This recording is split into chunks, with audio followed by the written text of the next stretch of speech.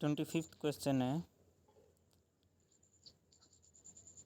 N archery school shoots an arrow in the air horizontally. क्या है कि एक आर्चरी शूट कर दी हॉरिजॉन्टली शूट कर दी। However after moving some distance move करने के बाद क्या हो जाएगी, the arrow fall on the ground. जैसे शूट कर दी तो कुछ डिस्टेंस कवर करने के बाद वो ग्राउंड पे फॉल हो जाएगी, गिर जाएगी। नेम द इनिशियल फोर्स, जो शुरुआत में कौन सा फोर्स लगा था। And that set the arrow in motion, explain why the arrow fall down. हमें ये बताना है कि एरो नीचे क्यों गिरी और शुरू में कौन सा फोर्स लगा था। देखो, जैसे हमने ये आर्चरी में यहाँ पे हमने एरो लगा दी और जैसे इसको हम पीछे की तरफ खींचेंगे, पहले तो स्ट्रिंग को पीछे की तरफ खींचेंगे तो कौन सा फोर्स लगेगा, मस्कुलर फोर्स लगेगा। ओके, उसके बाद देखो जो स्प्रिंग है, जो स्ट्रिंग है इसकी, जो धागा है उसमें फोर्स स्टोर हो जाएगा। कौन सा होगा, स्प्रिंग फोर्स होगा। जो ये स्ट्रिंग होते हैं, इलास्टिक होते हैं, जो खींच के दोबारा छोड़ने पर वैसे उनको स्प्रिंग फोर्स बोलते हैं। तो स्प्रिंग वाला फोर्स हो जाएगा। तो जैसे ही हम इसको छोड़ेंगे तो एरो आगे की तरफ जाएगी, आगे की तरफ मोशन करेगी। तो जिस टाइम ये मोशन कर रही है कौन सा फोर्स लगेगा, नीचे की तरफ ग्रेविटी लगेगी, ग्रेविटेशनल फोर्स लगेगा जो इसको नीचे की तरफ खींचेगा। और इंटरमीडिएट कौन सा लगेगा, यहाँ पे एयर है, हवा है, तो हवा के साथ फ्रिक्शन करते हुए जाएगी। तो और कौन सा फोर्स लगेगा, एयर के साथ फ्रिक्शनल फोर्स लगेगा। ओके, तो स्प्रिंग फोर्स हमारे सिलेबस में है नहीं, तो कौन सा हो गया, मस्कुलर फोर्स लगेगा। उसके बाद हमने छोड़ दिया ग्रेविटेशनल, और जो हवा में थी तो हवा के साथ फ्रिक्शन होगा इनका, तो फ्रिक्शनल। ये सब फोर्स इसमें अप्लाई होंगे।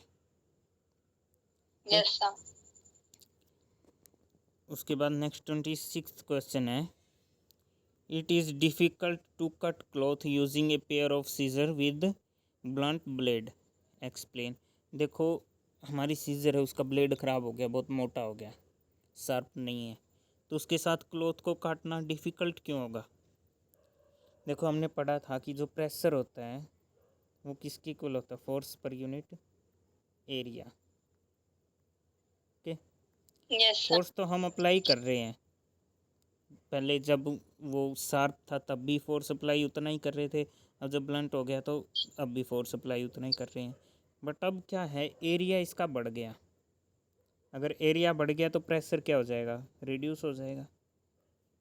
ओके, तो एरिया बढ़ने की वजह से प्रेशर रिड्यूस होगा और क्लॉथ को हम आसानी से नहीं काट पाते। ओके, नेक्स्ट है 27th क्वेश्चन है,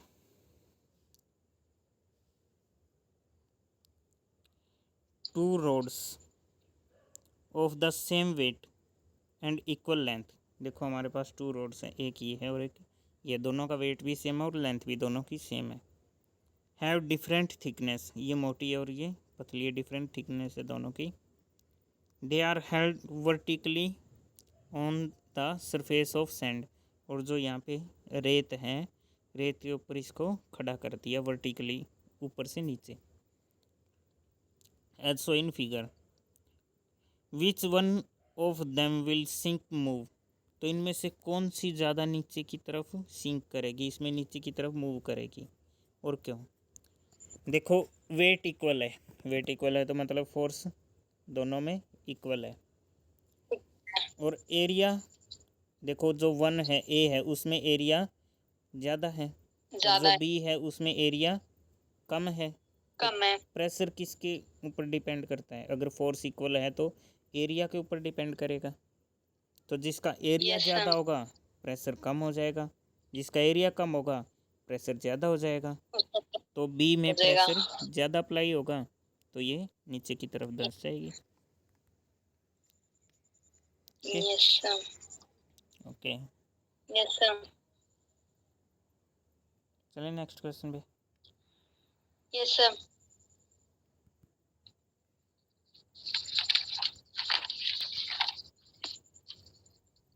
28th क्वेश्चन है, two women are of the same weight. Two womens हैं, दोनों का सेम वेट है। One wear sandal with point heel while the other wear sandal with flat shoes. देखो, एक ने हील पहन रखी है जो पॉइंट हील वाली है, वो शूज पहन रखी है, और एक ने फ्लैट पहन रखे हैं। Which one would feel more comfortable while walking on a sandy beach. Beach के ऊपर रेत है, उसमें कौन कंफर्टेबल फील करेगा चलने में। देखो, इनके पॉइंट हील है तो एरिया बहुत कम हो गया, जिसकी वजह से यस सर। तो प्रेशर इंक्रीज हो गया। Pressure yes increase sir. होगा तो ये रेत के अंदर धंसता हुआ चलेगा, और ये फ्लैट है तो यस रेत सर। के अंदर इतना नहीं धंसेगा। तो कौन कंफर्टेबल फील करेंगे, जो फ्लैट सोल वाली हैं वो कंफर्टेबली मूव कर पाएंगे। Okay, yes. 29th है, it is much easier to brush an inflate balloon with a needle than by a finger. Explain. देखो, हमारे पास एक बैलून है, उसको फोड़ना किससे आसान होगा, एक नीडल से या फिर हमारी फिंगर से, किससे ज़्यादा इजी होगा। नेबल से सर। नीडल से। क्यों? नीडल में ऐसा क्या है जो हमारी उंगली में नहीं है? क्योंकि नीडल का जो आगे वाला पॉइंट है वो बहुत शार्प होता है, जिससे एरिया क्या हो गया, बहुत कम हो गया। Yes sir. तो एरिया कम होने प्रेशर। की वजह से प्रेशर ज़्यादा अप्लाई होगा, तो इसको आसानी से ब्रश यस। कर देगा। और फिंगर का एरिया फिंगर का ज्यादा हो गया एरिया सर, ज़्यादा तो हो गया तो प्रेशर जो। प्रेशर कम हो गया। Yes sir. Okay, yes sir. Move करें नेक्स्ट क्वेश्चन पे। Yes sir. नेक्स्ट क्वेश्चन है 30th क्वेश्चन,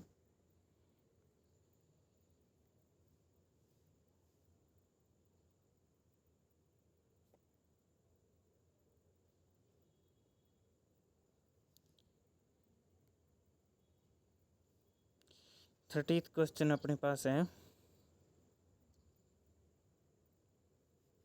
जिसमें observe the vessel A B C D so in figure carefully. तो हमारे पास वेसल्स गिवन है, जिसमें एक में 300 ml, 50 ml, 500 ml and 60 ml water है। Okay, volume of water yes sir. Taken in each vessel is as shown. तो volume as shown, जो इतना volume. Arrange them in the order of decreasing pressure at the base each vessel. Explain. तो क्या है, इन्होंने क्या बोला है कि जो वेसल है उसके बेस पे, उसके बेस के ऊपर जो कम से कम फोर्स होगा उसके ऑर्डर में अरेंज करना है, कि पहले हायर फोर्स, फिर उससे कम, फिर उससे कम, फिर उससे कम। तो डिक्रीजिंग ऑर्डर में हमने अरेंज करना है। तो देखो, हमने पढ़ा था कि जो प्रेशर है फ्लूइड का वो किसके ऊपर डिपेंड करता है, हाइट के ऊपर, कि वेसल में फ्लूइड की हाइट कितनी है। वॉल्यूम के ऊपर वॉल्यूम का कोई फ़र्क नहीं पड़ने वाला। तो देखो, सबसे ज़्यादा यस हाइट सर। किसकी है, डी वाले की हाइट सबसे ज़्यादा है, तो ग्रेटर कौन यस होगा, सर। डी वाला होगा सबसे ज़्यादा। उसके बाद हाइट यस किसकी सर। है, बी वाले की हाइट है, बी वाला यहाँ तक यस। है, और ए वाला यहाँ तक है, ये यहाँ तक है, और डी यहाँ तक था। तो इसके बाद हाइट किसकी है, बी वाले की। बी। यस उसके सर। बाद ए वाले की, और सबसे यस कम सर। सी वाले की। ओके, तो यस बेस सर। के ऊपर सबसे ज़्यादा प्रेशर कौन अप्लाई करेगा, डी वाला, फिर उससे कम बी वाला, फिर ए, और फिर सी। ओके, क्योंकि देखो पार्टिकल हैं, जो फ्लूइड के पार्टिकल हैं वो डाउनवर्ड फोर्स लगाएंगे ग्रेविटी की वजह से। अब देखो ये पॉइंट ले Yes, sir. लेते हैं हम, इसको थोड़ा सा बड़ा बना लेते हैं। ये हमारे पास वेसल है,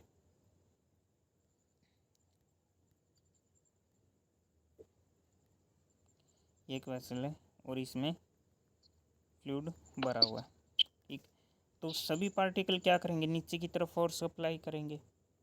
तो इसमें इस Yes. पॉइंट के ऊपर, जो ये वाला पॉइंट है, इस पॉइंट के ऊपर कितने पार्टिकल अप्लाई कर रहे हैं, इतने पार्टिकल अप्लाई कर रहे हैं। ओके, अगर इसी फ्लूइड को हम एक लॉन्ग ट्यूब में डाल देते हैं, अब इस पॉइंट के ऊपर अगर हम प्रेशर निकालने की कोशिश करेंगे तो कितने पार्टिकल हैं, इतने सारे पार्टिकल लगा रहे हैं इसके ऊपर फोर्स। तो पार्टिकल की जो Yes, sir. अमाउंट है वो इंक्रीज हो गई। Yes, sir. तो अब जितनी ज़्यादा अमाउंट इंक्रीज हो गई उतना ही ज़्यादा फोर्स अप्लाई होगा। Yes, sir. ओके, जैसे एक छोटा सा एग्जांपल और देखते हैं। मान लो हमारे पास एक टेबल है, टेबल के ऊपर हमने बुक्स फैला दी, ऐसे पूरे टेबल के ऊपर फैला दी। अगर हम इस पॉइंट के ऊपर बात करें, इस पॉइंट के ऊपर, पर्टिकुलर इस पॉइंट के ऊपर, तो एक बुक का प्रेशर है इसके ऊपर। Yes, sir. अगर वो सभी बुक एक के ऊपर एक, एक के ऊपर एक, एक के ऊपर एक रख दें तो क्या हो जाएगा, इस पॉइंट के ऊपर प्रेशर बढ़ जाएगा। नहीं आया समझ में। मान लो ये हमारी स्टडी टेबल है, इसके ऊपर हमने एक बुक ये रख दी, एक बुक ये, एक बुक ये और एक बुक ये। तो हमने देखा कि जो ये पॉइंट है इस टेबल का, ये वाला जो पॉइंट है, यहाँ पे कितना प्रेशर है, इस बुक का जो फोर्स है वही इसके ऊपर प्रेशर है। ये इस बुक का वेट है इस पॉइंट के ऊपर। ओके, हेलो, आवाज़ आ रही है Yes, खुशबू? sir. ओके, अब क्या Yes, sir. करते आ हैं, रही है. अब हम क्या करते हैं, इस टेबल के ऊपर एक पॉइंट के ऊपर इकट्ठी कर दी सारी, ये बुक थी, इसके ऊपर एक और रख दी, इसके ऊपर एक और रख दी, इसके ऊपर एक और रख दी। तो जो ये चारों बुक थी हमने यहाँ पे रख दी, तो इस पॉइंट के ऊपर अब फोर्स कितना होगा, 4 बुक का होगा। Yes, sir. प्रेशर बढ़ गया ना इस पॉइंट पे। Yes, यही sir. सेम फ्लूइड के साथ होता है। जैसे ये फ्लूइड था, इतनी जगह पे फैला हुआ था, तो जो ये पर्टिकुलर पॉइंट है इसके ऊपर कितना था, जो यहाँ पे इतना सा फ्लूइड है, इसका फोर्स है, सिर्फ इसका प्रेशर है। अब यही फ्लूइड एक ट्यूब में, नैरो ट्यूब में डाल दी, तो इस पॉइंट के ऊपर अब कितना प्रेशर है, इतने सारे फ्लूइड का प्रेशर है। जो ये फ्लूइड है सारा यहाँ पे प्रेशर लगा रहा है, तो प्रेशर बढ़ गया। तो जितनी Yes, ज़्यादा sir. हाइट होगी फ्लूइड की, जितनी ज़्यादा हाइट होगी उतना ही ज़्यादा प्रेशर बढ़ता जाएगा। सेम यही देखो कि इसके ऊपर जितनी ज़्यादा बुक रखते जाओगे इस पॉइंट के ऊपर, इस पॉइंट के ऊपर, उतना ही ज़्यादा प्रेशर बढ़ता जाएगा। साइड में कुछ बढ़ेगा. कितनी भी रख लो, साइड में कोई बुक रखो, इस पॉइंट के ऊपर कोई फ़र्क नहीं पड़ेगा। Okay Okay. ओके, हो गया ख़त्म। सर एक इस एक्सरसाइज में एटमॉस्फेरिक प्रेशर नहीं आया। एटमॉस्फेरिक प्रेशर नहीं आया, चलो हम खुद कर लेते हैं। देखो एटमॉस्फेरिक प्रेशर क्या होता है, एटमॉस्फेरिक प्रेशर क्या होता है, जैसे ये हमारी अर्थ है और यहाँ पे एयर पार्टिकल है। Yes sir. तो देखो यहाँ पे कोई भी इंसान एक यहाँ पे खड़ा है, तो जो ये एयर पार्टिकल हैं ये नीचे की तरफ दबेंगे, ये नीचे की तरफ फोर्स लगाएंगे। Yes sir. तो इसके ऊपर क्या होगा, एक प्रेशर अप्लाई होगा,